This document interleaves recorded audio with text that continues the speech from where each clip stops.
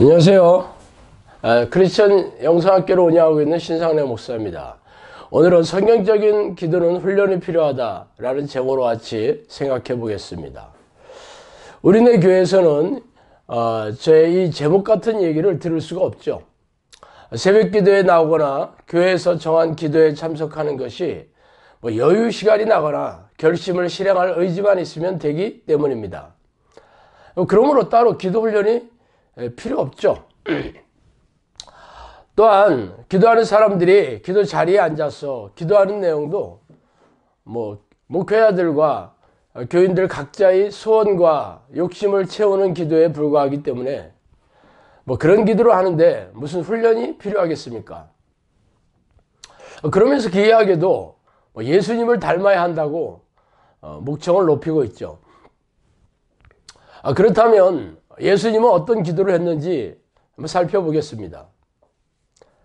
예수께서 나가사 습관을 따라 감람산에 가시매 제자들도 따라갔더니 그곳에 이르러 그들에게 이르시되 유혹에 빠지지 않게 기도하라 하시고 그들을 떠나 돌 던질 만큼 가서 무릎을 꿇고 기도하여 이르시되 아버지여, 만일 아버지의 뜻이거든 이 잔을 내게서 옮기시옵소서. 그러나 내 원대로 마옵시고 아버지의 원대로 되기를 원하나이다 하시니 천사가 하늘로부터 예수께 나타나 힘을 더하더라. 예수께서 힘쓰고 애써 더욱 간절히 기도하시니 땀이 땅에 떨어지는 핏방울 같이 되거라. 누가복음 22장 39절에서 44절 말씀입니다. 또한 이러므로 너희는 장차 올 이 모든 일에 능히 피하고 인자 앞에 서도록 항상 기도하며 깨어있으라 하시니라. 누가복음 21장 36절 말씀이죠. 이처럼 예수님은 기도의 습관을 들이셨다고 말한 성경의 유일한 인물입니다. 물론 다니엘도 하루 3번씩 기도했으며 성경의 위인들도 하나님과 깊고 친밀한 교제의 기도를 했으므로 죄다 기도의 습관을 들였음에 틀림이 없습니다. 그러나 성경에서 이 기도의 습관을 들였다고 콕 집어서 말한 인물은 예수님이 유일합니다. 예수님이 누구십니까? 전지전능한 하나님이 아니십니까? 그러므로 하나님이 유약한 인간처럼 기도 습관을 들일 필요가 있겠습니까? 맞는 말이지만 예수님도 우리와 같은 인간의 몸을 입고 계셨을 때에는 육체적인 한계를 누구보다 잘 알고 계셨기에 기도의 습관을 들이셨던 것입니다. 예수님이 거주할 집이 없으셔서 시간이 나면 한적한 광야에서 쉬시면서 기도하셨습니다. 그렇다면 왜 이 기도의 습관을 들여야 할까요? 예수님이 요청하시는 기도는 항상 기도하는 것입니다. 그래서 종말이 가까울수록 깨어서 항상 기도하라고 명령하신 이유이죠. 이는 쉬지 말고 기도하라는 사도 바울의 말씀과 맥락을 같이 합니다. 깨어서 항상 쉬지 말고 기도하려면 기도하는 습관을 들이지 않고는 불가능한 일입니다. 또 다른 기도 습관은 전심으로 기도하는 것입니다. 겟세마네 동산에서 예수님이 기도하는 태도를 보십시오. 얼마나 힘을 다하고 용을 쓰는지 이마에 모세혈관이 터져서 땀방울에 섞여 떨어질 정도입니다. 그렇다면 평소에도 이같이 전심으로 기도하는 습관을 들이시지 않았겠습니까? 이 같은 기도의 습관을 보여준 이가 바로 야곱입니다. 야곱은 야곱 강가에 온 가족이 목숨이 걸린 기도를 했습니다. 그가 얼마나 철저한 싸움을 했던지는 하나님의 사자 입에서 나온 말로 대변하고 있죠. 하나님과 싸워 이겼다는 그 이스라엘이라는 말이 그것입니다. 그러므로 그가 밤새도록 얼마나 몸부림을 치면서 기도했는지 상상하는 게 어렵지 않을 것입니다. 이처럼 성경의 기도 방식은 쉬지 않고 전심으로 기도하는 태도를 말하고 있습니다.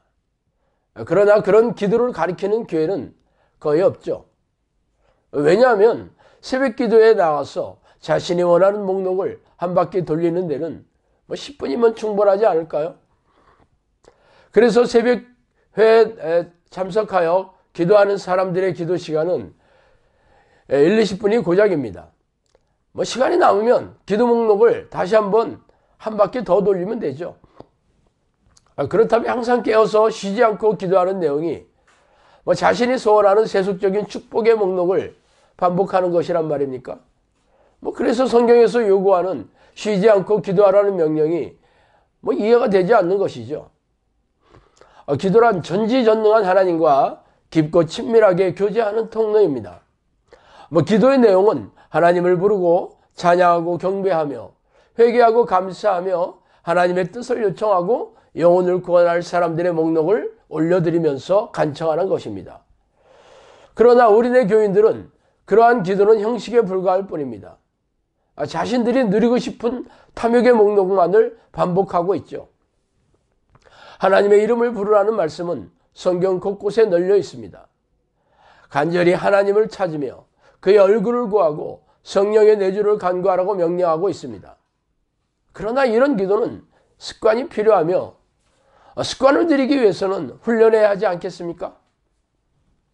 왜 하나님의 이름을 쉬지 않고 부르는 기도의 습관은 훈련이 필요한지 아십니까?